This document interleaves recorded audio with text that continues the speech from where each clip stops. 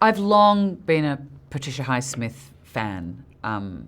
And I mean, all of the sort of cinematic incarnations that have been sort of made from her novels. And many years ago, I had the fortune of working with Anthony Minghella on The Talented Mr. Ripley, and I read the screenplay, Phyllis Naish's screenplay, and just found it absolutely compelling, the story, and I felt like it had really wrested Carol away from being seen through the prism of Therese's desire, as it is in the novel, and made her a three-dimensional character. So the film had a beautiful balance.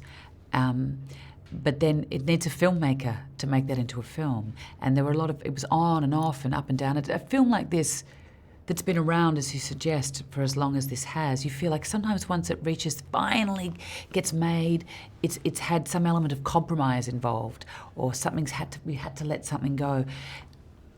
There's been no compromises made. It feels like it's been made in the absolute right way. And that's a really rare and special thing. So when Todd came on board, and obviously then Rooney, it just then became a film. It sort of was like a freight train. It had an energy of its own, which is a really exciting project to work on, because you feel like you're a cog in a really interesting machine. Well, the tricky thing for me, the interesting thing for me, and of course you get to the last day of shooting and you go, oh, damn it, now I want to start again because I understand her. But she's such a remote, almost unknowable creature, Carol. She's full of mystery, almost hidden from herself, very self-possessed, and in a way the impediments for her are she's been around the block once or twice in the way that Therese hasn't.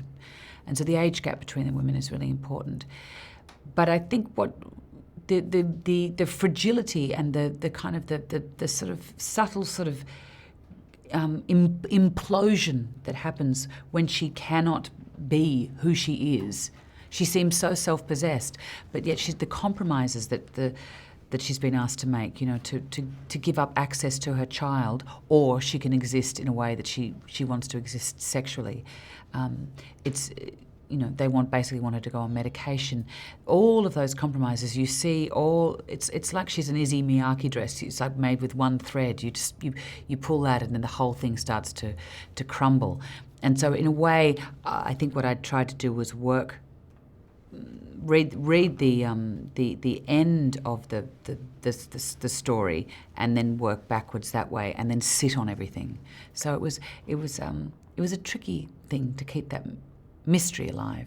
But the wonderful thing about working on a Patricia Highsmith character is that they're full of secrets, and secrets are fantastic things for actors to play with. Secrets that characters have from themselves, as well as from other people. Yes, it's not what you witness with Rooney's interpretation of or incarnation of Therese is it's cult-like in a way. You see someone who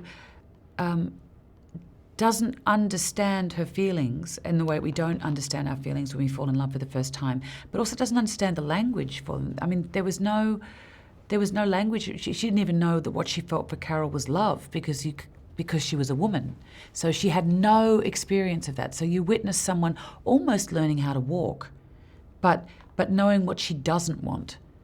But she's not cruel, she's not strident, she just becomes increasingly clear. But it's really not until her heart gets broken that she can reform herself, and that she and Carol can have the hope of being together. And the interesting thing about the balance of the screenplay is that just when Therese starts to reform herself in a mature way, it's when Carol starts to come apart and really needs Therese, but Therese starts to be the one who's remote. It's a terrible moment where you think, that they're going to just circle one another and keep missing one another. I mean, that's what makes the film truly deeply romantic, I think. Todd is the most exquisite conductor. He assembles a group of people and makes sure that everyone's on the same page. He invites the actors, the crew, everyone into the visual world in which he's going to create. In a way, like he's making a little diorama.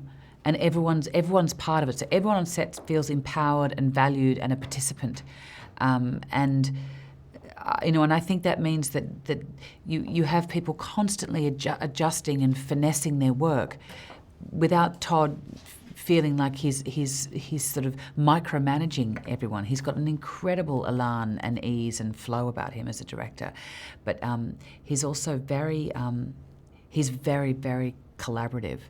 And there's many, Judy Becker, who did the production design, and Sandy Powell, they've worked together a lot. Ed Luckman, we'd made the Dylan film, and he did the Mildred Pierce. So many people that he'd worked with before, but they found a new language and a new way. Because of course when you think, okay, Todd's making a film in the 50s about two people of the same gender falling in love, okay, it's going to be Far From Heaven.